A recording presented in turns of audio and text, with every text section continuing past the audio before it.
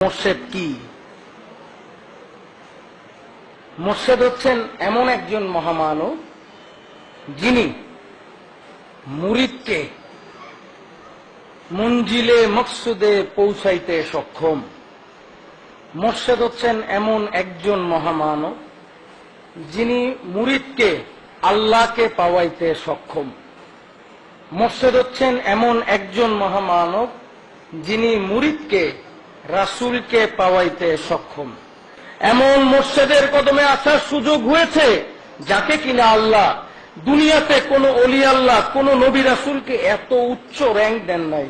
দুনিয়াতে কোন ওলি আল্লাহ কোন নবী রাসূলকে এত উচ্চ র্যাঙ্ক দেন নাই। দুনিয়াতে কোন ওলি আল্লাহ কোন নবী রাসূলকে এত উচ্চ র্যাঙ্ক দেন নাই। দুনিয়াতে কোন ওলি আল্লাহ কোন নবী রাসূলকে এত উচ্চ র্যাঙ্ক দেন নাই।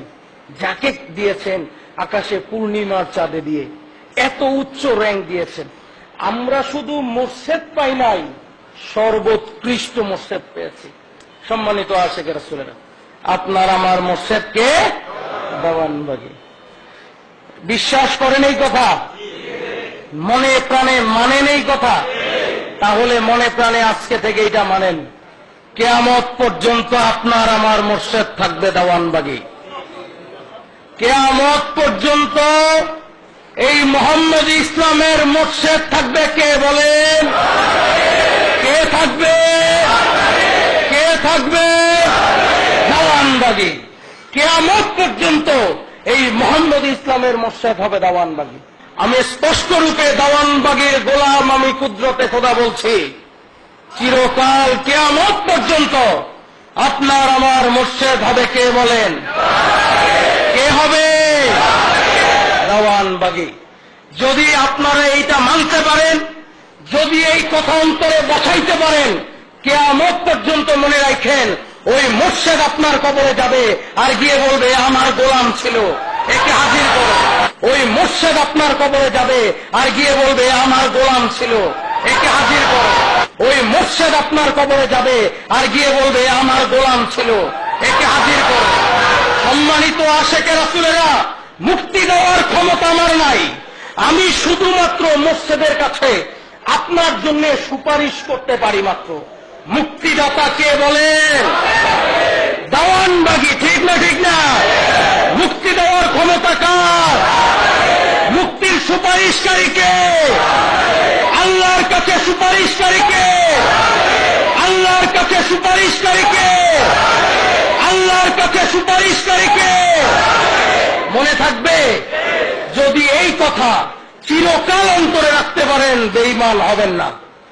যদি বেঈমানের হাত থেকে বাঁচতে চান, আমি গোলাম কুদরতে খোদার এই কথা মনে রাখেন, যতদিন বাঁচব দেওয়ানবাগীকে মোর্শেদ রূপে মানব, যতদিন বাঁচব দেওয়ানবাগীর কদমের নিচে থাকব, মৃত্যুর আগ পর্যন্ত, জীবন নিজের জীবনের শেষ রক্তবিন্দু পর্যন্ত দেওয়ানবাগী মোর্শেদ থাকবে, দেওয়ানবাগীর কদমের নিচে থাকবো, দেওয়ানবাগীর কদমে আশ্রয় ভিক্ষা লাভ করবো। পারবেন?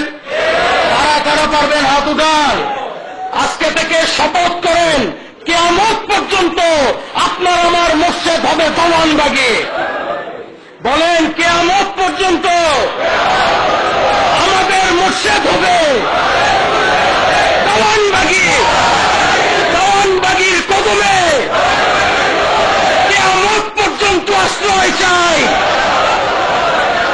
দেওয়ানবাগীর কদমে জীবন মরণ সঁপে দিতে চাই। দেওয়ানবাগীকে মনিব রূপে গ্রহণ করলাম, দেওয়ানবাগীর গোলাম হইলাম। হাত নামান। ভাইরা আমার, যদি ওই মোর্শেদকে নিজের অন্তরে বসাইতে পারেন, দেখবেন মরণের সময় ওই রাসূলকে নিয়ে আইসা মোর্শেদ বলবে, এ আমার আশিকে রাসূল, আমার কদমের নিচে তারে ঠাই দিলাম। সম্মানিত আশিকে রাসূলেরা, আমি আপনাদেরকে উদার্ত আহ্বান জানাই, আসুন আমরা সবাই দেওয়ানবাগীর গোলাম হই।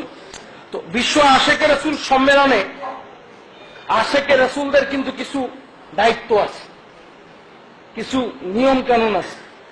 আমরা যারা সারা বছর মানত করি, সারা বছর আমরা যারা মানত করি, মানতের কমিটমেন্টটা কিন্তু করি হচ্ছে প্রতিশ্রুতি, যে আমি এই বিপদ থেকে উদ্ধার হলে, এটা আমার একটা প্রতিশ্রুতি আল্লাহর কাছে, যে গো দয়াল মাওলা, দয়াল খোদা, আমি যদি এই বিপদ থেকে উদ্ধার হই, তাহলে এই মানত, যদি বিপদ থেকে উদ্ধার হই, এই মানত দরবার শরীফে মোর্শেদের কাছে আদায় করব। ঠিক না? ঠিক না?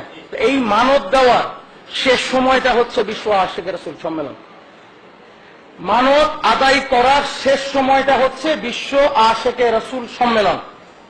এই জন্যে যাদের যাদের মানত বকেয়া আছে, যাদের মানত এখনো দেওয়া হয় নাই, সবার কাছে আমার অনুরোধ হচ্ছে, আপনাদের যাদের উপকার পেয়েছেন কিন্তু মানত বকেয়া আছে, তারা সবাই বিশ্ব আশিকে রাসূল সম্মেলনের পূর্বেই আপনাদের মানত আদায় করে যাবেন। যদি পূর্বে আসতে না পারেন, অবশ্যই সম্মেলনের দিন মানত আদায় করে যাবেন।